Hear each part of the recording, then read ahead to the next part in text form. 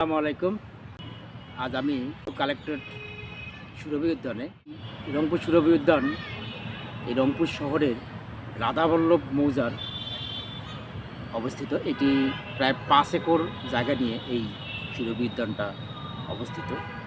এর এক পাশে রয়েছে ক্রিকেট গার্ডেন, আর অন্য পাশে পুলিশ লাইন স্কুল এবং সামনে একদম মেইন রোড।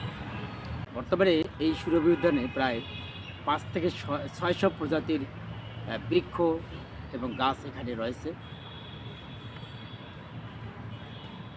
এছাড়াও রয়েছে বিভিন্ন প্রজাতির ফুলের গাছ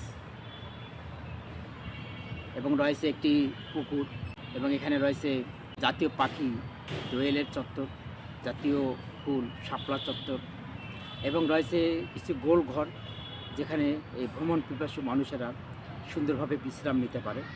আর শিশুদের জন্য রয়েছে বিভিন্ন খেলার সামগ্রী, দোলনা, স্লিপার সহ অনেক কিছু এখানে শিশুদের খেলা এবং ঘোরাফেরা চলার মতো অনেক কিছু এখানে রয়েছে। সুশীতল নির্মল বাতাস এবং সেই বাতাসের গাছের নিচে এই যে আমরা দেখতে পাচ্ছেন এরকম প্রায় 30টি বসার জন্য আসন রয়েছে, যেখানে বিভিন্ন মানুষ বসে তারা বিশ্রাম নিতে পারে। তাই ভ্রমণ পিপাসু কিশোর কিশোরী, বৃদ্ধ থেকে শুরু করে সকলেই এই সুরভি উদ্যানে এসে তারা মনের বিনোদন তারা এখানে এসে নিতে পারে। এছাড়া আগত সকল মানুষের জন্য, পুরুষ এবং মহিলা সকলের জন্য রয়েছে আলাদা আলাদা ওয়াশ ব্লক। এই সুরভি উদ্যানের পূর্ব পাশে রয়েছে 2টি গোলঘর এবং সেখানে সিঁড়ি দিয়ে উঠানোর মতো আছে, দেখতে পাচ্ছেন।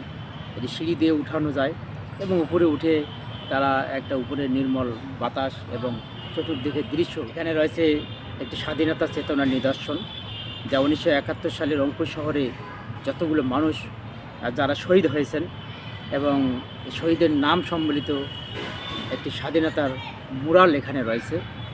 এক কথায় এই রংপুর কালেক্টরেট সুরভি উদ্যানে আসলে প্রান্ত জুড়াবেই এবং সেই সঙ্গে শিখতে পারবে এবং জানতে পারবে।